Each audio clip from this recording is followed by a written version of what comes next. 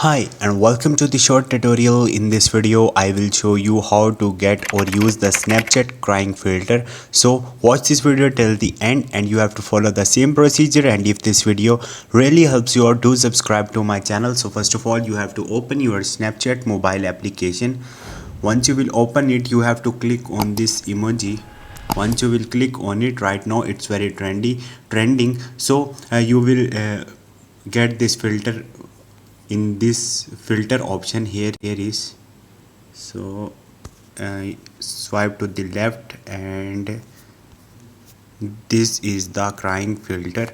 So you can get it easily right from here, but if you won't find it right here, simply you have to click on the explore button from the right bottom, and on the top you will see a search bar.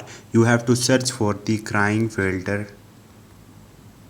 Once you will search for it, a different crying filter will be appear. So this one is the trending on the first one, so you can get it from here.